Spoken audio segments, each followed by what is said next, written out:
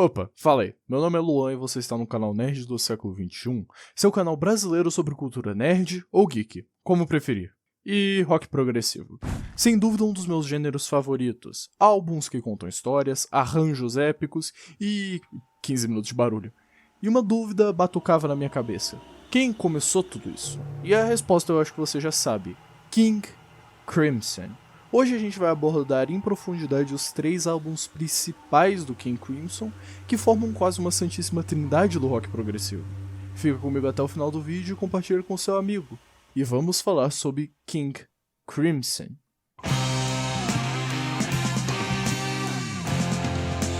In the Court of the Crimson King, lançado em 1969, marcou a estreia da banda britânica King Crimson, e é considerado um dos álbuns fundadores do rock progressivo. Criado a partir da visão do guitarrista Robert Fripp e do multi-instrumentalista Ian MacDonald. O disco nasceu de sessões intensas e experimentais em Londres, onde a banda buscava unir influências do jazz, música clássica e rock psicodélico. As letras poéticas de Peter Sinfield e a produção inovadora deram origem a um som grandioso e atmosférico, que rapidamente capturou a atenção da crítica e do público, estabelecendo King Crimson como um dos grupos mais influentes da sua época. O álbum abre com a minha música favorita de todos os tempos e música que eu reverencio no nome do canal, 21st Century Schizoid Man. É uma faixa brutal e visionária, misturando agressividade sonora com crítica social. A música combina riffs de guitarra pesados, vocais distorcidos e uma seção instrumental caótica, refletindo a ansiedade e o caos da era moderna. Suas letras enigmáticas e fragmentadas abordam temas como guerra, opressão e alienação, retratando um homem esquizoide, como um símbolo da desumanização no século XXI. Com seu ritmo quebrado e solos virtuosísticos, a faixa rompe com as convenções do rock da época, antecipando elementos do metal, do jazz fusion e do progressivo, e também consolidando King Crimson como uma força criativa disruptiva. Logo depois a gente tem I Talk to the Wind, que é a faixa mais suave e contemplativa de In the Court of the Crimson King, e funciona quase como um momento de respiro entre explosões intensas do álbum, porque afinal de contas ela fica entre o 21st Century Schizoid Man, que é um arranjo de violência carregado com crítica, e Epitaph, que é só depressão no estado mais concentrado.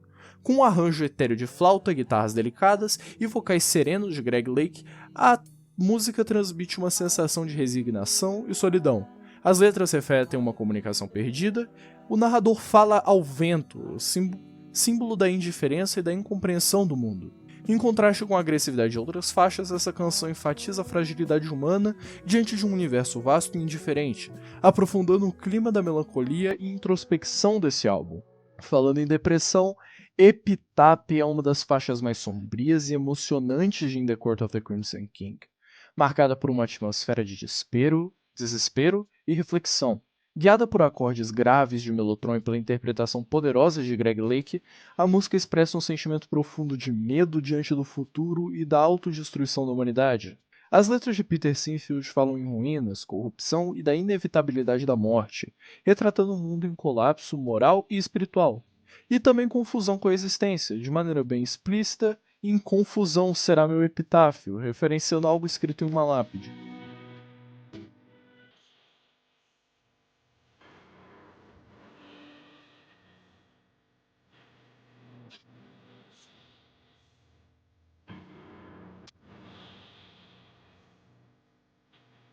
Musicalmente, a canção equilibra grandiosamente a fragilidade, usando dinâmicas cuidadosamente construídas para reforçar o peso emocional da mensagem, transformando a Epitaph num dos momentos mais impactantes de todo o rock progressivo. Moonchild é a faixa mais etérea e experimental de In the Court of the Crimson King, começando com uma banda suave e misteriosa, antes de se dissolver em uma longa sessão de improvisação quase abstrata. A primeira parte, com vocais doces e delicados de Greg Lake, descreve uma figura sonhadora e mágica, perdida em seu próprio mundo encantado, enquanto flautas, vibrafones e guitarras leves criam uma atmosfera de fantasia e isolamento. Após isso, a música se transforma em um espaço de exploração livre, com sons minimalistas e diálogos sutis entre os instrumentos, desafiando a estrutura tradicional da canção e mergulhando o ouvinte em um estado de contemplação e vazio. Moonchild reforça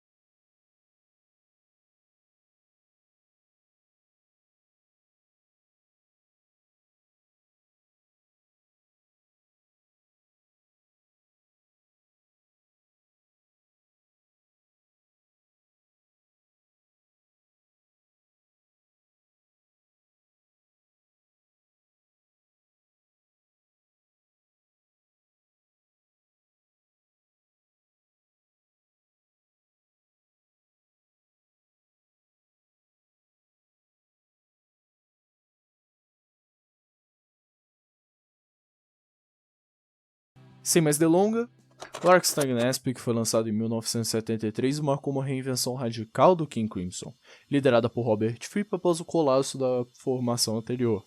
Determinado a explorar novas fronteiras musicais, Fripp recrutou músicos como o percussionista Jay Mewar, o baterista Bill Bruford, recém-saído do Yes, o violinista David Cross e o baixista e vocalista John Welton. A química entre esses artistas gerou um som inédito, combinando improvisação livre, música clássica contemporânea, heavy metal e influências orientais. As gravações foram intensas e muitas vezes caóticas, impulsionadas pela abordagem imprevisível de Mewar e pela busca coletiva por algo totalmente fora dos limites do rock tradicional.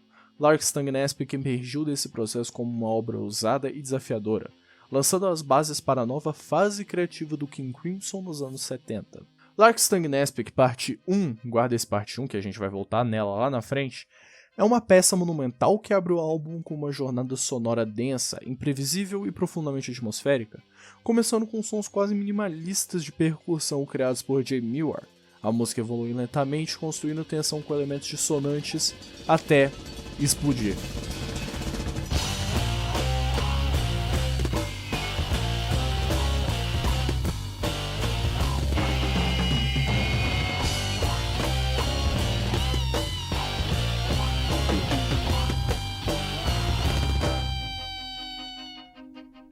O violino adiciona uma camada quase ritualística, enquanto Bill Bruford e John Welton criam uma base rítmica intricada e mutante. A estrutura fragmentada e a constante alternância entre silêncio, caos e melodia fazem da faixa uma experiência visceral, que desafia as convenções do gênero e antecipa o papel crucial que a experimentação teria no King Crimson daquela década. É uma abertura que não apenas representava o novo som da banda, mas também declara sua rejeição a qualquer expectativa tradicional. E agora a gente fala da minha música favorita desse álbum. Book of Saturday é um respiro breve, como I Talk to the Wind no álbum que a gente acabou de falar. Melancólico dentro da atmosfera densa de Larkstone. A canção se constrói com suavidade, unindo vocais serenos, guitarras limpas e leves toques de violino, criando uma sensação de intimidade quase como se o cantor estivesse em um confessionário. Suas letras falam de lembranças fragmentadas e conexões efêmeras, como em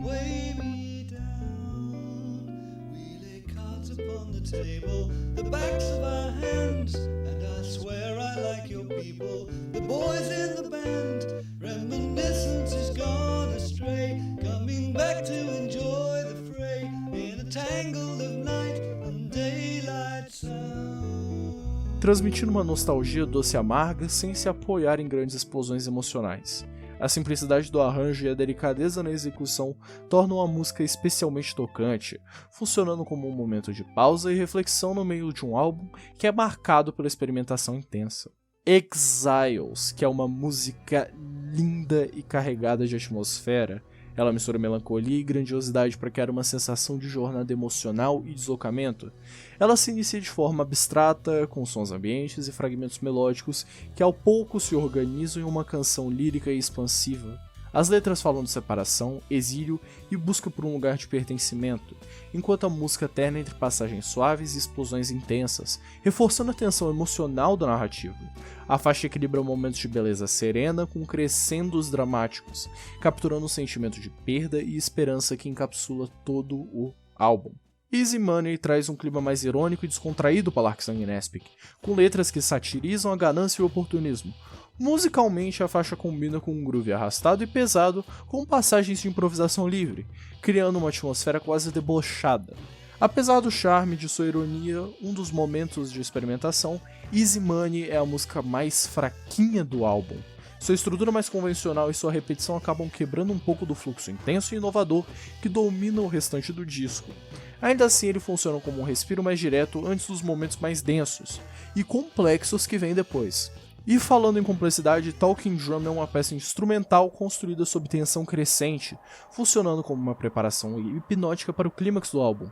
Sim, ela é um episódio filler. A música começa de maneira quase imperceptível, com percussões sutis e um baixo pulsante, e vai lentamente ganhando corpo à medida que cada instrumento se soma à mistura, aumentando o ritmo e intensidade. A repetição de padrões rítmicos cria uma sensação de ritual ou transe, enquanto a dinâmica constante em a sessão gera uma expectativa e inquietação. Apesar de sua atmosfera envolvente, alguns ouvintes consideram que a faixa se estende um pouco além do necessário, porque 13 minutos de filler é difícil de se escutar, e ela serve mais como um longo prelúdio para a explosão final. E lembra lá no começo de Larkstangenespik Parte 1? A gente finaliza a experiência desse álbum com Larkstangenespik Parte 2. Larkstangenespik Parte 2 fecha o álbum com uma explosão de energia bruta e precisão matemática. A música mergulha direto em riffs pesados e angulares, construídos sobre ritmos quebrados, e a mudança abrupta de andamento, levando ao extremo a abordagem experimental que o álbum vem desenvolvendo. É uma faixa sem momentos de respiro, onde a agressividade controlada se torna o protagonista, transformando a tensão acumulada ao longo de The Talking Drum em catarse sonora. Com sua estrutura fragmentada e intensa, parte 2 sintetiza o espírito do disco, imprevisível, desafiador e visceral. Ao contrário de outras faixas que apostam na construção lenta ou na delicadeza, aqui a ação é concentrada e encerra o álbum de forma violenta e memorável. Ouvir Larkstangenespik é mergulhar em um oceano sonoro imprevisível e multifacetado, onde a experimentação e a emoção se encontram em constante transformação. O álbum começa com a tensão crescente de Larkstangenespik Parte 1, introduzindo um mundo de caos controlado e improvisação, onde cada instrumento é uma peça do quebra-cabeça complexo e mutante. À medida que a música avança, você é levado a uma jornada onde momentos de serenidade, como Book of Saturday, se alternam com explosões de energia como Larkstangenespik Parte 2. A experiência é intensa e, com cada faixa se desdobrando de maneira inesperada, desafiando a ideia de que o rock pode ser. O álbum oscila entre o ritual e o improviso, a beleza e a agressão, criando um impacto emocional que vai muito além de uma simples música. É uma experiência sensorial que exige atenção e oferece recompensas profundas. A sensação é de uma travessia, onde o ouvinte atravessa paisagens sonoras em constante mutação, sem nunca saber o que virá a seguir, mas vocês sabem muito bem o que vem a seguir. Agora a gente vai falar do último álbum que eu quero abordar nesse vídeo de hoje. A gente vai falar de In the Wake of Poseidon. In the Wake of Poseidon foi lançado em 1970 e nasceu em um período conturbado para o King Crimson, com a banda enfrentando grandes mudanças após o sucesso de In the Court of the Crimson King. A saída de membros fundadores como Greg Lake e Michael Giles forçou Robert Fripp a recrutar novos músicos, incluindo Gordon Haskell, Mel Collins e Andy McCulloch. A gravação foi acelerada e marcada por tensões internas, já que a banda tentava manter a essência do som progressivo de seu álbum enquanto lidava com as mudanças de formação. O resultado foi um álbum que, embora semelhante ao seu anterior em sonoridade, trouxe uma abordagem mais refinada e mais experimental ainda, mas também refletiu a instabilidade do momento, com algumas faixas sendo gravadas sob pressão. Ainda assim, The Wake of Poseidon é considerado um trabalho essencial para o King Crimson, repleto de passagens inovadoras e momentos de verdadeira inspiração. Agora, vamos para a análise do álbum. Guarda o nome Peace, porque essa música vai aparecer 3 vezes, tá? Peace a Beginning é uma introdução suave e contemplativa que serve como um contraste sereno dentro de In the Wake of Poseidon. Com uma melodia simples, mas profunda, ao pianos e vocais suaves, a música invoca uma sensação de tranquilidade e reflexão, quase como uma ode ao renascimento ou à esperança após os tempos de turbulência. Sua delicadeza, no entanto, é carregada de uma leve melancolia, como se estivesse refletindo sobre as cicatrizes do passado e a busca por uma nova paz. A composição minimalista transmite uma sensação de abertura, um ponto de partida para o que está por vir, e ao mesmo tempo uma pausa breve para preparar o ouvinte para os desafios mais intensos e experimentais que seguirão o álbum. Apesar de sua simplicidade, Peace a Beginning carrega uma grande carga emocional, funcionando como uma peça central que contrasta com a complexidade de outras faixas. Pictures of a City é uma faixa energética e agressiva que captura a essência do caos da complexidade da vida urbana, refletindo uma abordagem mais improvisada e experimental em comparação com as outras faixas do álbum. A música mistura elementos do jazz, rock e música clássica de forma intensa, com uma introdução estável, seguida de riffs pesados e solos de guitarras impetuosos. Os arranjos de percussão e o uso do mellotron criam uma sensação de tensão crescente, enquanto as letras falam de uma cidade cheia de movimento e opressão, quase como uma metáfora para a alienação moderna. Com sua estrutura descontínua e frenética, Pictures of a City evoca uma sensação de uma paisagem urbana em constante mutação, onde os indivíduos são movidos pela máquina da sociedade. Ela se destaca como uma das faixas mais ousadas do álbum, com uma energia crua e imprevisível. Cadence and Cascade é uma das faixas mais delicadas e melódicas de In the Wake of Poseidon, e a esse ponto oferecendo uma pausa já costumeira do King Crimson. Com uma instrumentação suave marcada pela combinação de guitarra acústica, pianos e vocais etéricos, a música evoca um senso de serenidade e vulnerabilidade. A letra melancólica e introspectiva fala de uma busca por paz e compreensão em meio à incerteza. O uso de acordes simples e a leveza da melodia criam uma atmosfera quase onírica, transmitindo uma sensação de fragilidade emocional, embora contraste com as outras faixas mais intensas do álbum. Cadence and Cascade se destaca por sua beleza emocional e sua habilidade de transmitir uma sensação de reflexão profunda e resignação. In the Wake of Poseidon é a faixa título do álbum e oferece uma síntese do espírito progressivo do King Crimson, mesclando a complexidade musical e a atmosfera de mistério e caos. A música começa com uma introdução suave, marcada por uma linha melódica simples que gradualmente vai se transformando em uma construção mais intensa e orquestrada, criando uma sensação de crescimento e transformação. Ao longo da faixa, a dinâmica entre momentos tranquilos e explosões de energia reflete a turbulência e imprevisibilidade do próprio conceito da música. As letras que fazem referência a mitos, a figura de Poseidon, podem ser interpretados como uma reflexão sobre o impacto das forças externas na vida humana.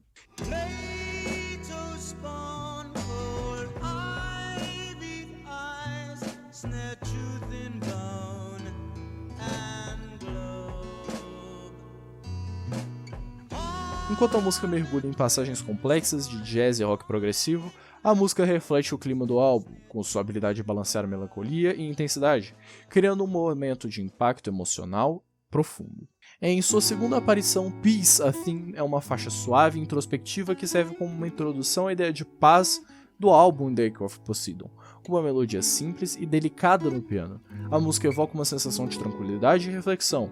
Ela serve como um contraste com a tensão presente das outras partes do álbum, criando uma atmosfera de serenidade que parece oferecer um espaço de respiro, embora breve. A peça é profundamente emocional, com sua suavidade evocando um desejo de quietude ou até de reconciliação, refletindo a busca pela paz dentro de um contexto de incerteza ou turbulência. Cat Food é uma das faixas mais ousadas e experimentais de In the Wake of Poseidon, refletindo uma virada para um som mais irrelevante e quase bizarro, com uma introdução de piano excêntrica, seguida por um groove de baixo pulsante e guitarras psicodélicas. A música mistura jazz, rock e uma dose de humor negro. A letra, um tanto surreal e desconcertante, fala sobre um personagem que vive um mundo distorcido, explorando as temas de decadência e alienação de uma forma bem lúdica. A música tem um clima quase de farsa ou de teatro, com passagens que se assemelham a uma peça teatral ou uma crítica à sociedade, especialmente no uso de vozes e da instrumentação, que parece brincar com convenções musicais. Embora seja uma das faixas mais excêntricas do álbum, Cat Food se destaca por sua energia contagiante e pela forma como desafia as expectativas do ouvinte. The Devil's Triangle é uma das faixas mais experimentais e desafiadoras de In the Wake of Poseidon, composta por uma sequência intensa de explosões de som que evoca uma sensação de caos e distorção. A música sem letras é um passeio sonoro completamente abstrato e tenso, com arranjos complexos de percussão e uma instrumentação pesada e perturbadora. Seu formato é desconstruído, com mudanças abruptas de ritmo e dissonância que parecem representar a luta interna e as forças destrutivas, criando uma atmosfera de inquietação e conflito. Algumas partes da música se assemelham a uma verdadeira batalha sonora, com instrumentos se sobrepondo de forma quase caótica. Enquanto outras apresentam uma tensão mais sutil e lenta, como um pesadelo em desenvolvimento, a faixa é inspirada por The Planets de Gustav Holst, especialmente pela ideia de evocar uma sensação de destruição e sua intensidade cria uma sensação de desorientação e desconforto, sendo uma das peças mais ousadas do álbum. A terceira e última aparição de Peace aparece em Peace and End, Paz, um Fim, e é o fechamento sombrio e melancólico de In the Wake of Poseidon, trazendo um tom conclusivo e reflexivo à jornada do álbum. Ao contrário da suavidade de Peace, a Theme, essa faixa encerra o disco com um sentimento de resignação e tranquilidade, mas carregado de uma certa tristeza e contemplação sobre o fim de um ciclo. A música começa com uma melodia simples, suave e repetitiva, mas à medida que avança ela adquire uma aura de desolação, como se estivesse refletindo sobre a aceitação do fim, seja de uma era, de um sonho ou de uma busca. Sua simplicidade não diminui o peso emocional, pelo contrário, ela intensifica a sensação de perda e de fechamento. A falta de palavras e o uso mínimo de instrumentos fazem com que a música soe quase como um suspiro final, uma conclusão pacífica após a turbulência do resto do álbum. Ouvir In the Wake of Poseidon é mergulhar em um oceano de sonoridades complexas e constantes, onde a turbulência e a serenidade coexistem de maneira inesperada. O álbum, marcado pela busca de identidade do King Crimson após a saída dos membros fundamentais, alterna entre momentos de pura agressividade experimental e passagens mais suaves e introspectivas. As faixas exploram tensões entre o caos e a paz, desde a energia crua de Cat Food e The Devil's Triangle até as delicadezas de Peace, a Theme e Cadence and Cascade. A experiência de escutar o álbum é intensa e multifacetada, desafiando o ouvinte com mudanças abruptas de ritmo, arranjos improvisados e atmosferas densas, mas também oferecendo momentos de beleza, melancolia e reflexão. Ao final de In the Wake of Poseidon deixa uma sensação de desconforto e aceitação, como se a jornada sonora fosse uma busca por equilíbrio entre opostos, culminando em um fechamento melancólico e meditativo. Ao longo da nossa jornada pelos 3 primeiros álbuns do King Crimson, In the Court of the Crimson King, In the Wake of Poseidon e Like Tongues and Aspic, fomos apresentados uma sonoridade inovadora e desafiadora que não só definiu o gênero do rock progressivo, mas também estabeleceu as bases para o que viria a se tornar o metal progressivo. Cada um desses álbuns traz uma mistura única de complexidade, emoção e experimentação, com faixas que alternam entre momentos de pura energia e passagens introspectivas. Juntam-os formam o que eu chamo de a santíssima trindade do metal progressivo. Um marco na música que ainda reverbera nas bandas que surgiram décadas depois. A audácia e a invenção que permeiam essas obras continuam a inspirar e influenciar músicos ao redor do mundo, tornando-os essenciais para qualquer fã de música progressiva ou metal no geral. No entanto, é importante notar que a paciência necessária para escutar esses álbuns na íntegra pode ser um desafio para alguns.